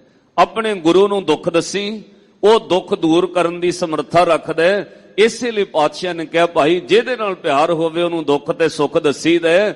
ਸ਼੍ਰੀ ਗੁਰੂ ਰਾਮਦਾਸ ਮਹਾਰਾਜ ਬਚਨ ਕਹਿੰਦੇ, ਜੇ ਤੇਰਾ ਗੁਰੂ ਨਾਲ ਪਿਆਰ ਹੈ ਨਾ, ਫਿਰ ਤੂੰ ਆਪਣਾ ਦੁੱਖ ਸੁੱਖ ਗੁਰੂ ਨੂੰ ਕਿਹਾ ਕਰ। ਔਰ ਕਹਿਣ ਲੱਗਿਆ ਵੀ ਤੇਰੇ ਅੰਦਰ ਆਹ ਦ੍ਰਿੜਤਾ ਤੇ ਵਿਸ਼ਵਾਸ ਹੋਵੇ। ਐਵੇਂ ਨਹੀਂ ਦੁੱਖ ਤਾਂ ਆਪਾਂ ਵੀ ਦੱਸ ਕੇ ਚੱਲ ਜਾਂਗੇ। ਅਰਦਾਸ ਤਾਂ ਤੁਸੀਂ ਵੀ ਸਾਰਿਆਂ ਨੇ ਬਹਿਣ ਲੱਗੇ ਮੱਥਾ ਟੇਕ ਕੇ ਗੁਰੂ ਗ੍ਰੰਥ ਸਾਹਿਬ ਮਹਾਰਾਜ ਨੂੰ ਆਪਾਂ ਸਾਰਿਆਂ ਨੇ ਨਮਸਕਾਰ ਕਰਕੇ ਆਪਣੀ ਗੱਲ ਕਹੀ ਹੈ। ਪਰ ਪਾਤਸ਼ਾਹ ਕਹਿੰਦੇ ਨੇ ਕਹਿਣਾ ਵੀ ਸਿੱਖਣਾ ਪੈਂਦਾ ਹੈ, ਐਵੇਂ ਨਹੀਂ ਤੂੰ ਸਿੱਧਾ ਕਹਿ ਸਕਦਾ। ਮਹਾਰਾਜ ਫਿਰ ਸਿੱਖਣਾ ਕੀ ਹੈ? ਕਹਿੰਦੇ ਇੱਕ ਤੇ ਵਿਸ਼ਵਾਸ ਰੱਖ ਕੇ ਕਹੀਂ। ਤੇਰੇ ਦੁੱਖ ਕਹਿਣ ਵਿੱਚ ਆਹ ਸ਼ਬਦ ਹੋਣਾ ਚਾਹੀਦਾ ਔਰ ਦ੍ਰਿੜਤਾ ਹੋਣੀ ਚਾਹੀਦੀ ਹੈ, ਦਾਤਾ ਤੇਰੇ ਤੋਂ ਬਗੈਰ ਮੈਂ ਕਿਸੇ ਨੂੰ ਕਹਿਣਾ ਨਹੀਂ, ਮੈਂ ਤੈਨੂੰ ਕਹਿ ਚੱਲਿਆ ਹੁਣ ਦੁੱਖ ਤੂੰ ਦੂਰ ਕਰ। ਕਿਸੇ ਹੋਰ ਨੂੰ ਨਾ ਫਿਰ ਕਹਿੰਦਾ ਫਿਰੀ। ਇਹ ਨਾ ਹੋਵੇ ਇੱਥੋਂ ਦੱਸ ਕੇ ਤੂੰ ਗੰਢ ਮੂਲ ਵੀ ਕਢਾ ਲਿਆ, ਇੱਥੋਂ ਦੱਸ ਕੇ ਕਿਸੇ ਜੋਤਸ਼ੀ ਕੋਲੋਂ ਵੀ ਪੁੱਛ ਲਿਆ, ਇੱਥੋਂ ਦੱਸ ਕੇ ਧਾਗਾ ਕਿਤੇ ਹੋਰ ਵੀ ਬਣਾ ਲਿਆ। ਮੈਨੂੰ ਮਾਫ ਕਰਿਓ, ਮੈਂ ਇੱਕ ਦਿਨ ਤਖਤ ਸ੍ਰੀ ਕੇਸਗੜ੍ਹ ਸਾਹਿਬ ਵਿਸਾਖੀ ਵਾਲੇ ਦਿਨ ਵੀ ਇਹ ਬੇਨਤੀ ਕਹੀ, ਅੰਮ੍ਰਿਤ ਛਕਣਾ ਗੁਰੂ ਦੇ ਜਹਾਜ਼ੇ ਚੜ੍ਹਨਾ ਨਹੀਂ। ਤੁਸੀਂ ਕਹੋਗੇ ਜੀ ਹੁਣ ਤੱਕ ਤਾਂ ਇਹੀ ਕਹਿੰਦੇ ਰਹੇ ਹੋ, ਅਸੀਂ ਵੀ ਪ੍ਰਚਾਰ ਇਹੀ ਕੀਤਾ। ਅੰਮ੍ਰਿਤ ਛਕਣਾ ਜਹਾਜ਼ੇ ਚੜ੍ਹਨਾ ਕਹੀਦਾ, ਪਰ ਅਸਲੀਅਤ ਸਮਝਿਓ, ਅੰਮ੍ਰਿਤ ਛਕਣਾ ਗੁਰੂ ਦੇ ਜਹਾਜ਼ੇ ਚੜ੍ਹਨਾ ਨਹੀਂ। ਪਤਾ ਕਿਉਂ? ਕਿਉਂਕਿ ਜੇ ਗੁਰੂ ਦੇ ਜਹਾਜ਼ੇ ਚੜ੍ਹਨਾ ਅੰਮ੍ਰਿਤ ਛਕਣਾ ਹੋਵੇ, ਫਿਰ ਯਾਦ ਰੱਖਿਓ ਕਿ ਗੁਰੂ ਦਾ ਜਹਾਜ਼ ਕਿਸੇ ਮੜੀਆਂ ਕਬਰਾਂ ਤੇ ਉਤਰ ਜਾਂਦਾ ਹੈ। ਅੰਮ੍ਰਿਤ ਛਕਣਾ ਗੁਰੂ ਦੇ ਜਹਾਜ਼ ਦੀ ਟਿਕਟ ਲੈਣੀ ਹੈ। ਟਿਕਟ ਲੈ ਕੇ ਕੋਈ 에ਅਰਪੋਰਟ ਤੋਂ ਬਾਹਰ ਘੁੰਮ ਰਿਹਾ ਹੈ, ਉਹ ਕਿਵੇਂ ਪਹੁੰਚ ਜਾਏਗਾ? ਬਹੁਤ ਲੋਕ ਨੇ ਜਿਨ੍ਹਾਂ ਕੋਲ ਟਿਕਟ ਵੀ ਹੁੰਦੀ ਹੈ, ਬੋਰਡਿੰਗ ਪਾਸ ਵੀ ਹੁੰਦਾ ਹੈ, ਉਹ ਜਹਾਜ਼ ਵਿੱਚ ਬੈਠੇ ਨਹੀਂ, ਫਲਾਈਟ ਲੰਘ ਗਈ। ਜਹਾਜ਼ ਵਿੱਚ ਬਹਿਣ ਦਾ ਭਾਵ ਹੈ ਤੇਰੇ ਅੰਦਰ ਦ੍ਰਿੜਤਾ ਹੋਵੇ, ਦਾਤਾ ਤੇਰੇ ਤੋਂ ਸਿਵਾਏ ਹੁਣ ਨਹੀਂ ਉਹ ਮੈਂ ਕਿਸੇ ਨੂੰ ਦੱਸਣਾ। ਇੱਕ ਗੁਰੂ ਉੱਤੇ ਵਿਸ਼ਵਾਸ ਦ੍ਰਿੜਤਾ ਹੋਵੇ। ਗੁਰੂ ਦਾ ਜਹਾਜ਼ ਕਬਰਾਂ ਉੱਤੇ ਉਤਰਦਾ ਨਹੀਂ, ਗੁਰੂ ਦਾ ਜਹਾਜ਼ ਧਾਗੇ ਤਵੀਤਾਂ ਵਾਲਿਆਂ ਕੋਲ ਨਹੀਂ ਉਤਰਦਾ, ਗੁਰੂ ਦਾ ਜਹਾਜ਼ ਕਿਸੇ ਜੋਤਸ਼ੀ ਦੀ ਦੁਕਾਨ ਤੇ ਨਹੀਂ ਉਤਰਦਾ। ਇੱਥੇ ਮੱਥਾ ਟੇਕ ਕੇ ਤੂੰ ਹੱਥ ਕਿਤੇ ਹੋਰ ਵਿਖਾਉਂਦਾ ਹੋਵੇਂ, ਮੈਨੂੰ ਮਾਫ ਕਰਿਓ, ਮੇਰੀਆਂ ਧੀਆਂ ਬੱਚੀਆਂ ਪਰਿਵਾਰ ਸਭ ਤੁਸੀਂ ਬੈਠੇ ਹੋ, ਇੱਕ ਹੱਥ ਜੋੜ ਕੇ ਬੇਨਤੀ ਕਰਾਂਗਾ, ਜੇ ਗੁਰੂ ਰਾਮਦਾਸ ਮਹਾਰਾਜ ਤੇ ਵਿਸ਼ਵਾਸ ਹੈ, ਜੇ ਧੰਨ ਗੁਰੂ ਗ੍ਰੰਥ ਸਾਹਿਬ ਮਹਾਰਾਜ ਨਾਲ ਪਿਆਰ ਹੈ, ਇੱਕੋ ਬੇਨਤੀ ਹੋ ਸਿੱਖਾ, ਤੇਰੇ ਹੱਥ ਵਿੱਚ ਸਿਰਫ ਗੁਰੂ ਦੀ ਇਹ ਨਿਸ਼ਾਨੀ ਕੜਾ ਹੋਣਾ ਚਾਹੀਦਾ ਹੈ। ਇਹ ਕੜਾ ਗੁਰੂ ਦੀ ਕੈਦ ਗੁਲਾਮੀ ਦੀ ਨਿਸ਼ਾਨੀ ਹੈ, ਇਹ ਕੜਾ ਗੁਰੂ ਦੇ ਹੋਣ ਦੀ ਨਿਸ਼ਾਨੀ ਹੈ, ਇਹ ਕੜਾ ਤੇਰੇ ਹੱਥ ਵਿੱਚ ਪਹਿਨਿਆ ਗੁਰੂ ਵਾਲਾ ਹੋਣ ਦੀ ਨਿਸ਼ਾਨੀ ਹੈ। ਇਹ ਨਾ ਹੋਵੇ ਹੱਥ 'ਚ ਕੜਾ ਪਾਇਆ ਹੋਵੇ, ਪੈਰ 'ਚ ਕਾਲਾ ਧਾਗਾ ਵੀ ਪਾਇਆ ਹੋਵੇ। ਇਹ ਨਾ ਹੋਵੇ ਹੱਥ 'ਚ ਕੜਾ ਤੇ ਦੂਜੇ ਹੱਥ ਵਿੱਚ ਹੋਰ ਧਾਗਾ ਹੈ, ਫਿਰ ਇਹਦਾ ਮਤਲਬ ਜਹਾਜ਼ ਗੁਰੂ ਦੇ ਤੋਂ ਬੈਠਾ ਨਹੀਂ, ਟਿਕਟ ਲੈ ਲਈ ਹੈ। ਟਿਕਟ ਲੈਣ ਦਾ ਭਾਵ ਜੇ ਤੂੰ ਜਹਾਜ਼ ਦੇ ਵਿੱਚ ਬਹਿ ਜਾਏ ਫਿਰ ਪਾਰ ਲੰਘ ਜਾਏਗਾ। ਇਸ ਲਈ ਸਾਧ ਸੰਗਤ ਗੁਰੂ ਨੇ ਹੁਕਮ ਕੀਤਾ, ਭਲਿਆ ਗੁਰੂ ਦੇ ਜਹਾਜ਼ ਵਿੱਚ ਬਹਿਣਾ ਵਿਸ਼ਵਾਸ ਨਾਲ, ਦ੍ਰਿੜਤਾ ਨਾਲ, ਜਾਗਤ ਜੋਤ ਜਪੈ ਨਿਸਵਸਰ, ਇੱਕ ਬਿਨਾ ਮਨ ਨੈਕ ਨਾ ਅੰਨੇ, ਪੂਰਨ ਪ੍ਰੇਮ ਪ੍ਰਤੀ ਸਜੈ ਵਰਤ ਗੋਰ ਮੜੀ ਮਠ ਭੂਲ ਨਾ ਮੰਨੇ। ਤੁਸੀਂ ਰੋਜ਼ ਪੜ੍ਹਦੇ ਹੋ, ਕਿੰਨਾ ਵਿਸ਼ਵਾਸ ਗੁਰੂ ਨੇ ਜਗਾਇਆ। ਕਦੇ ਇਹਨੇ ਮਾਣ ਨਾਲ ਕਿਹਾ ਕਰਨਾ, ਦਾਤਿਆ ਜਦੋਂ ਦੇ ਤੇਰੇ ਚਰਨ ਪਕੜੇ ਆ, ਅਸੀਂ ਕਿਸੇ ਨੂੰ ਅੱਖ ਥੱਲੇ ਵੀ ਨਹੀਂ ਧਰਦੇ। ਦੂਜਾ ਕੌਣ ਹੈ? ਸਿੱਖ ਕਿਸੇ ਦੀਆਂ ਕਬਰਾਂ ਦੀ ਨਰਾਦਰੀ ਨਹੀਂ ਕਰਦਾ। ਸਿੱਖ ਕਿਸੇ ਦੇ ਧਰਮ ਔਰ ਧਾਰਮਿਕ ਗ੍ਰੰਥਾਂ ਦੀ ਕਦੇ ਨਰਾਦਰੀ ਨਹੀਂ ਕਰੇਗਾ। ਜਿਨ੍ਹਾਂ ਦਾ ਧਰਮ ਇਜਾਜ਼ਤ ਦਿੰਦਾ ਮੁਬਾਰਕ ਹੈ, ਪਰ ਤੁਹਾਨੂੰ ਗੁਰੂ ਦੀ ਇਜਾਜ਼ਤ ਨਹੀਂ। ਤੂੰ ਤਾਂ ਪੂਰੇ ਮਾਣ ਨਾਲ ਪੜਿਆ ਕਰ, ਪਾਏ ਗਏ ਜਬ ਤੇ ਤੁਮਰੇ ਤਬ ਤੇ ਕੋ ਆਂਖ ਤਰੇ ਨਹੀਂ। ਗੱਜ ਕੇ ਪਾਏ ਗਏ ਜਬ ਤੇ ਤੁਮਰੇ ਤਬ ਤੇ ਕੋ ਆਂਖ ਤਰੇ ਨਹੀਂ। ਰਾਮ ਰਹੀਮ ਪੁਰਾਨ ਕੁਰਾਨ ਅਨੇਕ ਕਹੈ, ਮਤ ਏਕ ਨ ਮਾਨਿਓ। ਸਿਮਰਤ ਸ਼ਾਸਤਰ ਵੇਦ ਸਭੈ ਬੋ ਭੇਦ ਕਹੈ ਹਮ, ਏਕ ਨ ਜਾਣਿਓ। ਸ੍ਰੀ ਸਬਾਨ ਕਿਰਪਾ ਤੁਮਰੀ ਕਰੈ, ਮੈਂ ਨ ਕਹਿਓ ਸਭ ਤੋਏ ਬਖਾਨੇ। ਇਸ ਲਈ ਗੁਰੂ ਰਾਮਦਾਸ ਮਹਾਰਾਜ ਜੀ ਨੇ ਕਿਹਾ ਏਦਾਂ ਅਰਦਾਸ ਕਰੀ। ਕਿਵੇਂ? ਕਹਿੰਦੇ ਹੱਥ ਜੋੜ ਕੇ, ਕਈ ਮੈਂ ਤਾਣ ਦੀਵਾਨ, ਤੂੰ ਹੈ ਮੇਰੇ ਸੁਆਮੀ। ਮੈਂ ਤੋਦੇ ਆਗੇ ਅਰਦਾਸ, ਮੈਂ ਹੋਰ ਥਾਂ ਨਹੀਂ। ਆ ਗੱਲ ਕੀਮਤੀ ਹੈ, ਤੇਰੇ ਲਈ ਹੋਰ ਕੋਈ ਥਾਂ ਹੋਣਾ ਹੀ ਨਹੀਂ ਚਾਹੀਦਾ। ਫਿਰ ਤੈਨੂੰ ਗੁਰੂ ਨੇ ਲਿਖ ਕੇ ਦਿੱਤਾ, ਜੋ ਤੂੰ ਕਹੇ ਉਹ ਗੁਰੂ ਮੰਨੇਗਾ ਉਸੇ ਵਕਤ। ਮਾਫ ਕਰਿਓ, ਪੰਕਤੀ ਕਿਤੇ ਟੁਕਦੀ ਹੈ ਕਿ ਗੁਰੂ ਤਤਕਾਲ ਕੰਮ ਕਰਨ ਲੱਗ ਪੈਂਦਾ। ਇਮੀਡੀਏਟਲੀ ਗੁਰੂ ਉਸੇ ਵਕਤ ਕੰਮ ਕਰਦਾ। ਤੁਹਾਡਾ ਕੰਮ ਪੈਂਡਿੰਗ ਨਹੀਂ ਪਾਏਗਾ, ਪਰ ਤੂੰ ਸੇਵਕ ਤਾਂ ਬਣ। ਸੇਵਕ ਕੋ ਨਿਕਟੀ ਹੋਏ ਦਿਖਾਵੇ, ਜੈ ਜੈ ਕਾਜ ਕਿਰਤ ਸੇਵਕ ਕੀ ਤਹਾਂ ਤਹਾਂ ਉਠ ਧਾਵੇ। ਜੋ ਜੋ ਕਹੇ ਠਾਕੁਰ ਪੈ ਸੇਵਕ, ਤਤਕਾਲ ਹੋਏ ਆਵੇ। ਤੂੰ ਅਰਦਾਸ ਕਰ, ਪਰ ਆ ਵਿਸ਼ਵਾਸ ਹੋਵੇ, ਮੈਂ ਹੋਰ ਥਾਂ ਨਾਹੀ, ਜਿਸ ਪੈ ਕਰੂੰ ਬੇਨੰਤੀ। ਮੇਰਾ ਦੁੱਖ ਸੁੱਖ ਤੁਧ ਹੀ ਪਾਸ। ਜੇ ਪਿਆਰ ਹੈ ਫਿਰ ਦੁੱਖ ਗੁਰੂ ਨੂੰ ਕਹੀ, ਦੁੱਖ ਗੁਰੂ ਫਿਰ ਦੁੱਖ ਰਹਿਣ ਨਹੀਂ ਦੇਗਾ। ਕਿਉਂ? ਦੁੱਖ ਵਿਸਾਰਨ ਸੇਵਿਆ। ਸਦਾ ਸਦਾ ਦਾਤਾਰ, ਉਹ ਸਦਾ ਹੀ ਦਿਆਲੂ ਕਿਰਪਾਲੂ ਹੈ। ਸਾਹਿਬ ਮੇਰਾ ਨੀਤ ਨਵਾ, ਸਦਾ ਸਦਾ ਦਾਤਾਰ। ਆਖੋ ਸਤਨਾਮ ਸ੍ਰੀ। ਇਸ ਪੰਕਤੀ ਨਾਲ ਹੁਣ ਪਹਿਲਾ ਰਹਾਉ ਆਇਆ। ਗੱਲ ਬੜੀ ਕੀਮਤੀ ਹੈ। ਸਾਹਿਬ ਮੇਰਾ ਨੀਤ ਨਵਾਂ, ਪੜੋ ਸਦਾ ਸਦਾ ਦਾਤਾਰ। ਕਿਸੇ ਕੋਲ ਇੱਕ ਦਿਨ ਦੁੱਖ ਦੱਸੋ, 2 ਦਿਨ ਦੱਸੋ, 4 ਦਿਨ ਦੱਸੋ, 5ਵੇਂ ਦਿਨ ਉਹ ਕਹਿੰਦਾ ਹੱਥ ਜੋੜੇ, ਭਰਾ ਤੂੰ ਮੈਨੂੰ ਬਿਮਾਰ ਕਰ ਦੇਣਾ, ਬਾਰ-ਬਾਰ ਮੈਨੂੰ ਕਿਉਂ ਦੱਸੀ ਜਾ ਰਹੇ। ਕਿਸੇ ਨੂੰ ਤੁਸੀਂ 2 ਵਾਰ ਮੰਗਣ ਜਾਓ, 4 ਵਾਰ ਮੰਗਣ ਜਾਓ, 10ਵੇਂ ਦਿਨ ਉਹ ਹੱਥ ਜੋੜ ਦਿੰਦਾ ਵੀ ਕਿਤੇ ਹੋਰੋਂ ਮੰਗ, ਤੂੰ ਤੇ ਰੋਜ਼ ਸਾਡਾ ਹੀ ਘਰ ਮੱਲ ਲਿਆ।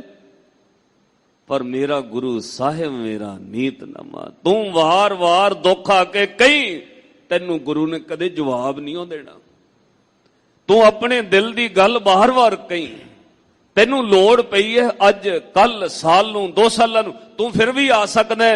ਇੱਥੇ ਮਨਾਹੀ ਨਹੀਂ ਕਿ 2 ਵਾਰ ਆ ਗਏ 5 ਵਾਰ ਮੰਗ ਲਿਆ ਹੁਣ ਨਹੀਂ ਉਹ ਮਿਲਣਾ। ਨਹੀਂ, ਸਾਰੀ ਉਮਰ ਤੇਰੀ ਲੋੜ ਹੋਵੇ ਮੰਗਦਾ ਰਹੀ, ਗੁਰੂ ਕਦੇ ਤੇਰੇ ਤੋਂ ਅੱਕੇਗਾ ਨਹੀਂ। ਪਤਾ ਕਿਉਂ? ਉਹ ਨਵਾਂ ਹੈ, ਸਦਾ ਹੀ ਨਵਾਂ। ਉਹ ਅੱਕਦਾ ਨਹੀਂ ਹੈ।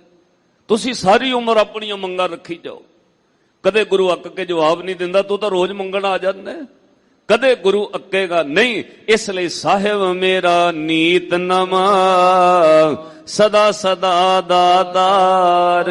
ਉਹ ਸਦਾ ਦਿਆਲੂ ਤੇ ਨਵਾਂ ਹੈ, ਅੱਕਦਾ ਨਹੀਂ ਹੈ। ਰਹਾਉ ਸਤਿਗੁਰ ਜੀ ਵਿਸ਼ਰਾਮ ਦੇ ਕੇ ਅੱਗੇ ਬਖਸ਼ਿਸ਼ ਕਰ ਰਹੇ ਹਨ। ਅਨ ਦਿਨ ਸਾਹਿਬ ਸੇਵੀਐ, ਅੰਤ ਛਡਾਏ ਸੋਏ। ਕਹਿੰਦੇ ਫਿਰ ਉਸ ਅਕਾਲ ਪੁਰਖ ਵਾਹਿਗੁਰੂ ਨੂੰ ਦਿਨ ਰਾਤ ਸਿਮਰਨਾ, ਜਿਹੜਾ ਕਦੇ ਅੱਕਦਾ ਨਹੀਂ ਹੈ, ਤੈਨੂੰ ਜਵਾਬ ਨਹੀਂ ਦਿੰਦਾ, ਜਿਹੜਾ ਸਦਾ ਹੀ ਨਵਾਂ ਹੈ, ਉਹਨੇ ਤੈਨੂੰ ਕਦੇ ਜਵਾਬ ਦਿੱਤਾ ਹੀ ਨਹੀਂ ਹੈ, ਤੈਨੂੰ ਕਦੇ ਨਾ ਨਹੀਂ ਕੀਤੀ। ਤੂੰ ਕਿੰਨੀ ਵਾਰ ਮੰਗਣ ਆਇਆ, ਪਹਿਲਾਂ ਤੇਰੇ ਮਾਂ-ਪਿਓ ਤੇਰੇ ਲਈ ਮੰਗਦੇ ਰਹੇ, ਫਿਰ ਤੂੰ ਆਪਣੇ ਲਈ ਮੰਗਦਾ ਰਿਹਾ, ਫਿਰ ਤੂੰ ਆਪਣੇ ਬੱਚਿਆਂ ਪੋਤਿਆਂ ਲਈ ਮੰਗਦਾ ਰਿਹਾ, ਫਿਰ ਤੂੰ ਸਰੀਰ ਲਈ ਮੰਗਦਾ ਰਿਹਾ, ਸਾਰੀ ਉਮਰ ਤੋਂ ਮੰਗਿਆ, ਕਦੇ ਗੁਰੂ ਨੇ ਜਵਾਬ ਨਹੀਂ ਦਿੱਤਾ। ਉਹਨੂੰ ਫਿਰ ਦਿਨ ਰਾਤ ਸਿਮਰਿਆ ਕਰ, ਸਿਮਰਨ ਨਾਲੋਂ ਅੰਤ ਵੇਲੇ ਤੈਨੂੰ ਛਡਾ ਲਵੇਗਾ। ਸੁਣ ਸੁਣ ਮੇਰੀ ਕਾਮਣੀ, ਪਾਰ ਉਤਾਰਾ ਹੋਏ। ਕਹਿੰਦੇ ਹੇ ਮੇਰੀਏ ਜਿੰਦੇ ਸੁਣ ਸੁਣ ਮੇਰੀ ਕਾਮਣੀ, ਹੇ ਮੇਰੀਏ ਜਿੰਦੇ ਸੁਣ, ਤੇਰਾ ਪਾਰ ਉਤਾਰਾ ਹੋ ਜਾਣਾ, ਪਰ ਤੂੰ ਚਿੱਤ ਜੋੜ ਕੇ ਸਿਮਰਿਆ ਕਰ। ਜੇ ਨਾ ਸਿਮਰਿਆ ਫਿਰ ਡਰਾਉਣਾ ਖਾਲੀ, ਫਿਰ ਤੂੰ ਬਾਹਰੋਂ ਵੀ ਡਰਾਉਣਾ ਦਿਸਣ ਲੱਗ ਪੈਣਾ ਔਰ ਅੰਦਰੋਂ ਵੀ ਖਾਲੀ ਹੈ, ਨਹੀਂ ਵਿੱਚ ਕੁਝ, ਖੇਤ 'ਚ ਡਰਾਉਣਾ ਖੜਾ ਕੀਤਾ ਹੋਇਆ। ਪਾਤਸ਼ਾਹ ਨੇ ਬਚਨ ਕਹੇ, ਫਰੀਦਾ ਤਿਨਾ ਮੁਖ ਡਰਾਵਣੇ, ਜਿਨ੍ਹਾਂ ਨੂੰ ਬਾਣੀ ਯਾਦ ਹੈ ਨਾਲ ਪੜਿਆ ਕਰੋ। ਫਰੀਦਾ ਤਿਨਾ ਮੁਖ ਡਰਾਵਣੇ, ਜਿਨ੍ਹਾਂ ਵਿਸਾਰਿਓ ਨਾਉ, ਇੱਥੇ ਦੁੱਖ ਕਨੇਰਿਆਂ, ਅੱਗੇ ਠੌਰ ਨਾ ਠਾਓ। ਅੱਗੇ ਕੋਈ ਥਾਂ ਨਹੀਂ ਮਿਲਣੀ, ਇੱਥੇ ਕਨੇਰੇ ਦੁੱਖਾਂ 'ਚ ਰਹੇਗਾ। ਹਾਂ, ਤੈਨੂੰ ਇੱਕ ਭੁਲੇਖਾ ਹੈ, ਜੋ ਤੂੰ ਕਰ ਰਿਹਾ ਉਹ ਪਰਦੇ ਵਿੱਚ ਹੈ।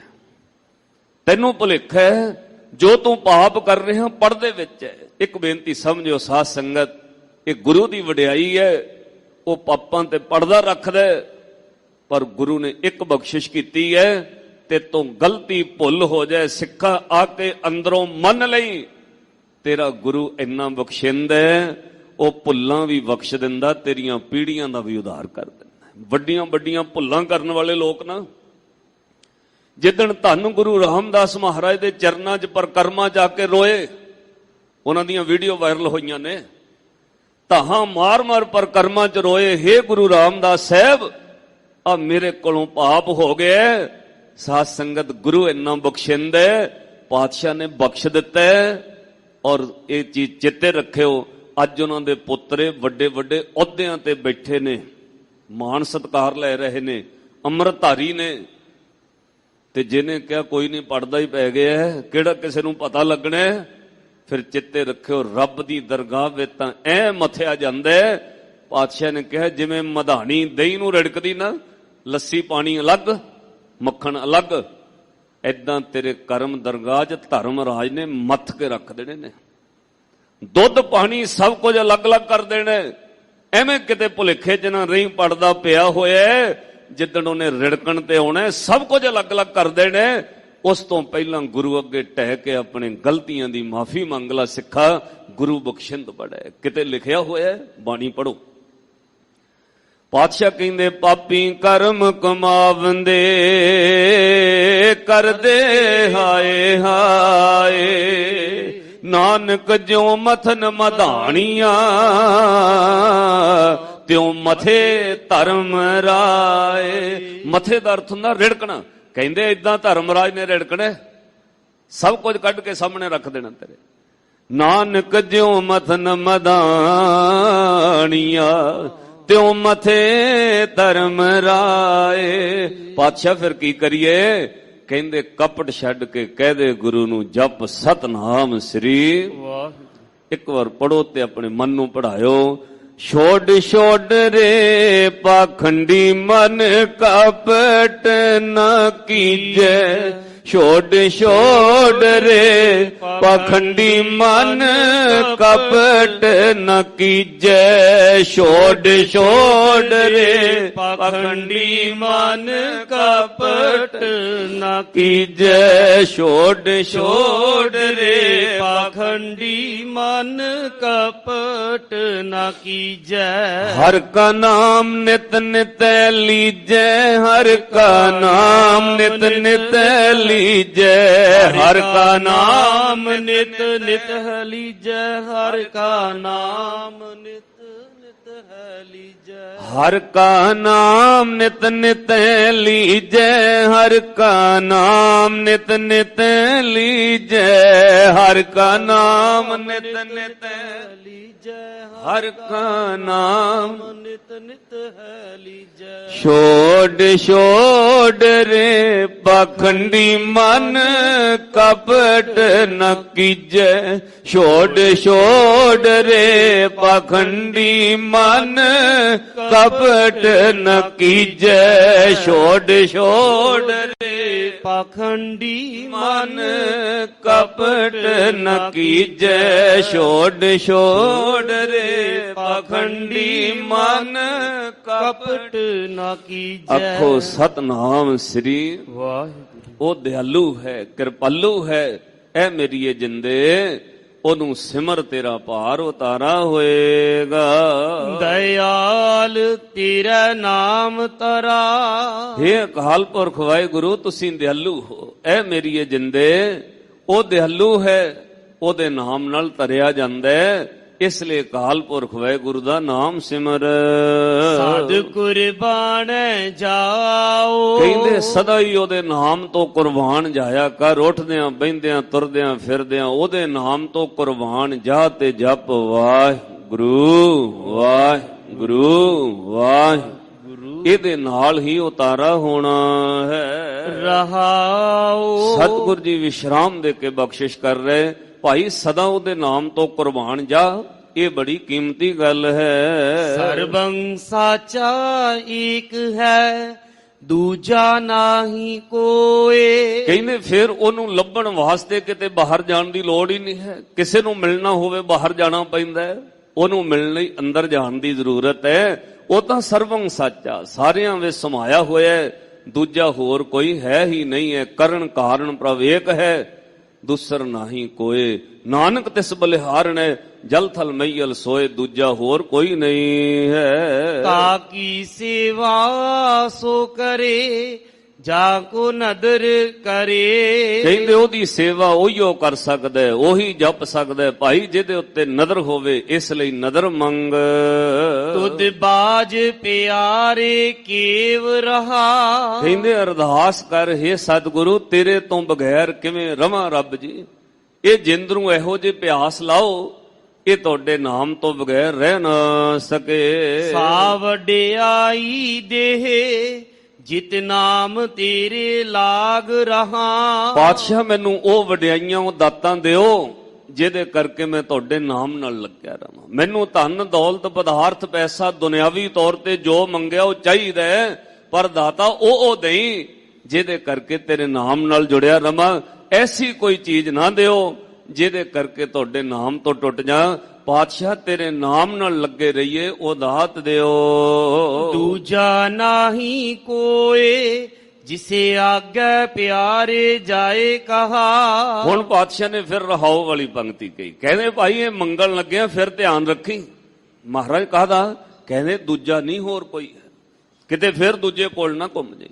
ਦੂਜਾ ਨਾਹੀ ਕੋਏ ਜਿਸ ਆਗੇ ਪਿਆਰੇ ਜਾਏ ਕਹਾ, ਦੂਜਾ ਹੋਰ ਕੋਈ ਨਹੀਂ ਹੈ, ਇਹਦਾ ਫਿਰ ਖਿਆਲ ਰੱਖੀ। ਰਹਾਓ ਕਹਿ ਕੇ ਫਿਰ ਬਾਦਸ਼ਾਹ ਨੇ ਇੱਥੇ ਸੁਚੇਤ ਕੀਤਾ, ਰੁਕਣ ਲਿਖਿਆ। ਕਿਉਂ? ਫਿਰ ਕਿਤੇ ਦੁਬਦਾ ਚ ਹੋਰ ਕਿਤੇ ਨਾ ਮੰਗਣ ਚੱਲ ਜੇ।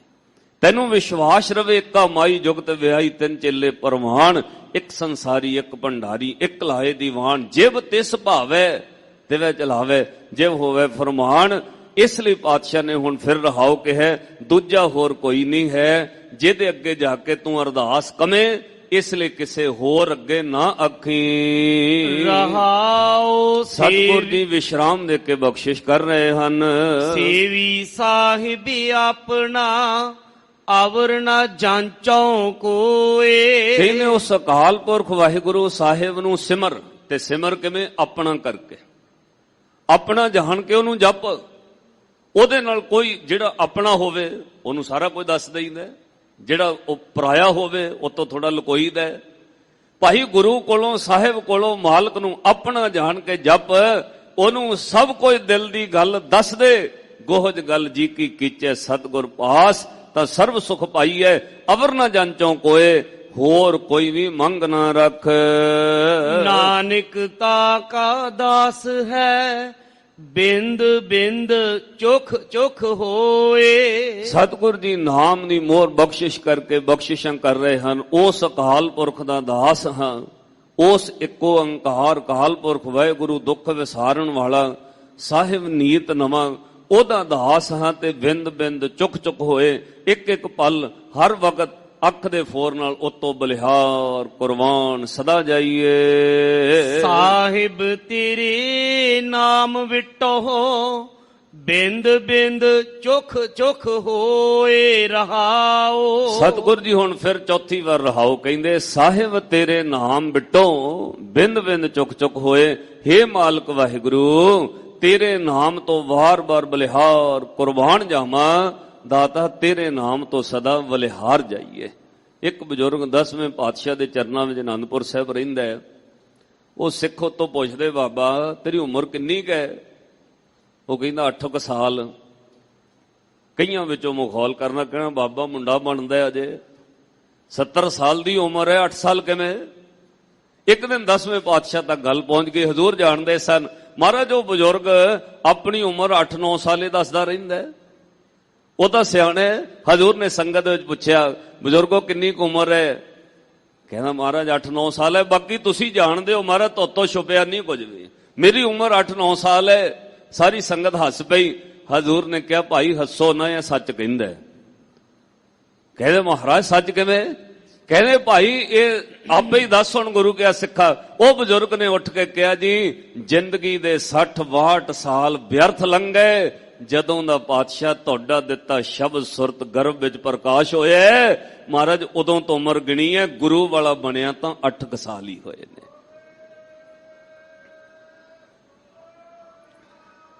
ਇਸ ਲਈ ਅਰਦਾਸ ਕਰਿਓ ਪਾਤਸ਼ਾਹ ਸਾਡਾ ਵੀ ਆਪਣੇ ਘਰ ਵਿੱਚ ਜਨਮ ਬਖਸ਼ੋ, ਐਂ ਨਾ ਕਿਤੇ ਉਮਰ ਲੰਘ ਜਾਏ।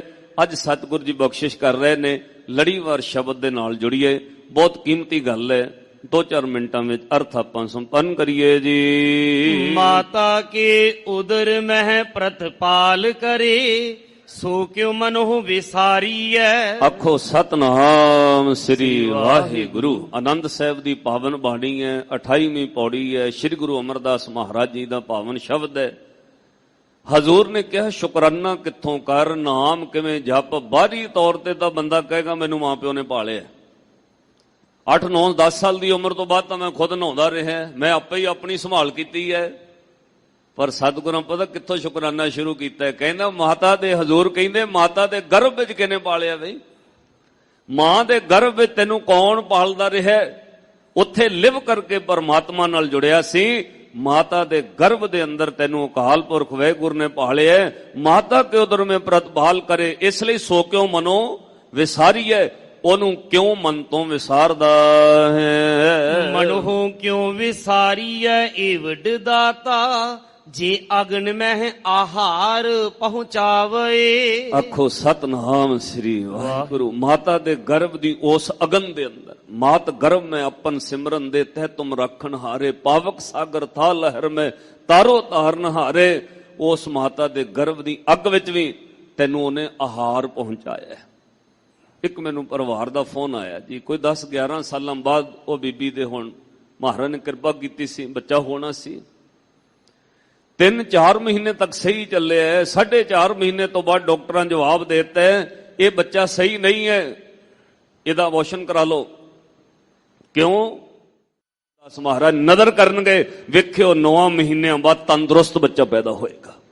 ਜਦੋਂ ਕਿਉਂਕਿ ਉੱਥੇ ਡਾਕਟਰਾਂ ਦੀ ਨਹੀਂ ਚੱਲਦੀ, ਉੱਥੇ ਪਾਲਣ ਵਾਲਾ ਸਿਰਫ ਰੱਬ ਹੈ।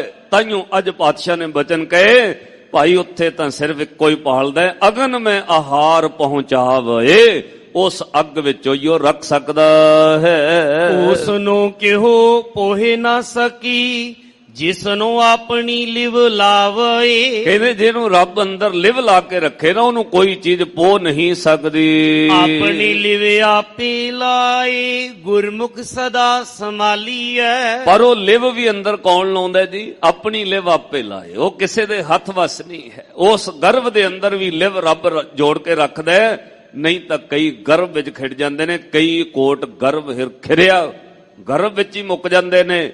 ਪਾਤਸ਼ਾਹ ਨੇ ਕਿਹਾ ਗੁਰਮੁਖ ਸਦਾ ਸੰਭਾਲੀ ਹੈ। ਗੁਰੂ ਦੇ ਰਾਹੀਂ ਉਸ ਰੱਬ ਨੂੰ ਭਾਈ ਹੁਣ ਤੂੰ ਸਦਾ ਜਪਿਆ ਕਰ। ਕਹੈ ਨਾਨਕ ਏ ਵੱਡੇ ਦਾਤਾ ਸੋ ਕਿਉ ਮਨੋ ਵਿਸਾਰੀਐ। ਆਖੋ ਸਤਨਾਮ ਸ੍ਰੀ ਵਾਹਿਗੁਰੂ। ਐਡੇ ਵੱਡੇ ਦਾਤੇ ਨੂੰ ਭਾਈ ਕਿਉਂ ਮਨੋਂ ਵਿਸਾਰਦੇ?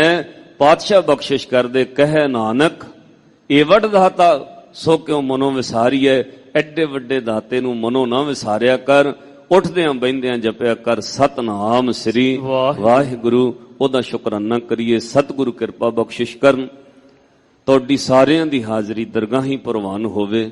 ਸਤਿਗੁਰ ਜੀ ਦਾ ਕੋਟਾਨ ਕੋਟ ਸ਼ੁਕਰ। ਵਿਚਾਰ ਕਰਦਿਆਂ ਹੋਈਆਂ ਭੁੱਲਾਂ ਗਲਤੀਆਂ ਦੀ ਸਤਿਗੁਰ ਜੀ ਖਿਮਾ ਬਖਸ਼ਿਸ਼ ਕਰਨ। ਸਮੂਹ ਪ੍ਰਬੰਧ ਦਾ ਸ਼੍ਰੋਮਣੀ ਗੁਰਦੁਆਰਾ ਪ੍ਰਬੰਧਕ ਕਮੇਟੀ ਦਾ ਔਰ ਸਿੰਘ ਸਾਹਿਬ ਸਤਿਕਾਰਯੋਗ